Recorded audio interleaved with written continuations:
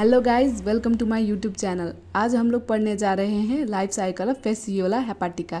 हम लोग ने अपने पहले लेक्चर में उसकी मॉर्फोलॉजी डिस्कस की थी। आज हम लोग उसका लाइफ साइकिल पढ़ने जा रहे हैं। तो लाइफ साइकिल होस्ट से शुरू करते हैं। Host sheep is the principal definitive host. Goats, cattle and humans are other definitive host. इसका डिफिनेटिव होस्ट क्या होता है? शीप होता है मेनली, और गोट, cattles and even human can be their definitive host. And the amphibian snails that is genus Limnaea are the first intermediate host. इसमें दो intermediate host होते हैं, एक snail इसका intermediate host होता है और दूसरा इसका intermediate host water plants होते हैं। So transmission कैसे होता है? The sheep and other definitive host including man get infection by eating water plant and water cress containing metacercaria. तो हम लोग को हेपाटिका कैसे इन्फेक्शन कैसे होता है? हम लोग को इन्फेक्शन वाटर प्लांट्स और वाटर क्रेस्ट जिसमें इन्फेक्टेड मेटासर्सेरिया है वो खाने से हम लोग को इन्फेक्शन होता है। So let's discuss. अब उसके बाद इन्फेक्शन हो गया, हम लोग को इंजेक्शन कर लिया हम लोग ने मेटासर्सेरिया। अब उसके बाद क्या होता है? अब वो जो इंसिस्टेड मेटासर्सेरिया है वो अब क्या होगा, वहाँ मेन और शीप में डेवलप होगा। कैसे डेवलप होगा वो डिस्कस करते हैं। तो जब हम लोग ने वो इंजेस्ट कर लिया मेटासर्सेरिया, हम लोग को इन्फेक्शन हो गया था। अब क्या होगा, वो मेटासर्सेरिया ड्यूडेनम में पहुंच जाता है।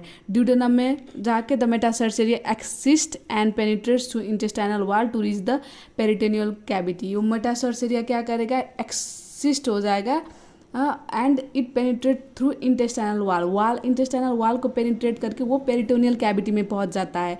और वहाँ जो The larva invade liver tissue and migrate through the liver parenchyma into the hepatic duct where they mature into the adult worm in about 9 weeks of infection. इसका नाम फेसियोला हेपाटिका है। तो ऑब्वियस सी बात है, इसका जो एडल्ट वर्म डेवलप होगा वो कहाँ डेवलप होगा? हेपाटिक डक्ट में, लीवर में डेवलप होगा ऑफकोर्स। तो अब ये क्या होता है, पेरिटोनियल कैविटी वो पहुँच जाता है और उसके बाद वो लीवर टिश्यू में, वो लार्वा लीवर टिश्यू को इन्वेड करता है और वो कहाँ जाएगा? लीवर पैरेन्काइमा में जाएगा और वहाँ से हेपाटिक डक्ट में जाता है। हेपाटिक डक्ट में जाके वो क्या होता है, वहाँ मैच्योर हो जाता है एडल्ट फॉर्म में with in 9 weeks of infection. So inside the hepatic duct the fluke starts laying unimbrinated egg which comes back to the intestine and are excreted in feces. So क्या होता है, वो hepatic duct में जो larva है वो form में convert हो चुका है। अब वो क्या होगा, वहाँ अनइम्ब्रोनेटेड एग ले करेगा। जो अनइम्ब्रोनेटेड एग उसने ले कर लिया वो फिर इंटेस्टाइन में आके एक्सक्रीट हो जाते हैं।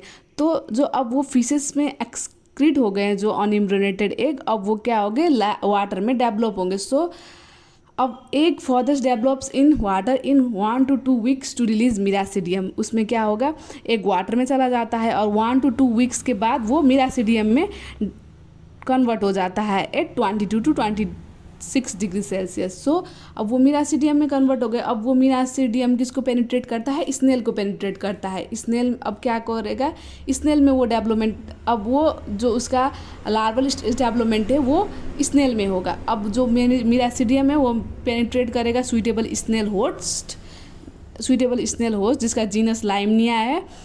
Inside the snail host the miracidium multiplies and transfers into sporocyst. अब वो मिरासिडियम उसी में मल्टीप्लाई करेगा और वो स्पोरोसिस्ट में कन्वर्ट हो जाता है which further develops into 2 generation of redia. इसमें स्नेल में फर्स्ट जनरेशन रेडिया और second generation redia life cycle ये कंप्लीट करता है।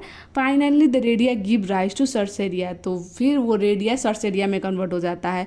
अब वो जो उसका डेवलपमेंट है, फर्दर डेवलपमेंट वो एक्वेटिक प्लांट में होगा। अब the cercaria escapes from the snail and infect the water plant where they encyst to form metacercaria. अब क्या होगा, जो सर्सेरिया है वो स्नेल से स्केप हो जाएंगे और इन्फेक्ट वाटर प्लांट को इन्फेक्ट कर देंगे where they encyst to form metacercaria. वहाँ इंसिस्टेड मेटासर्सेरिया फॉर्म कर दे। वो इंसिस्टेड मेटासर्सेरिया अब डिफिनेटिव होस्ट को इन्फेक्शन करेंगे। ऐसे ही लाइफ साइकिल कंप्लीट होगा।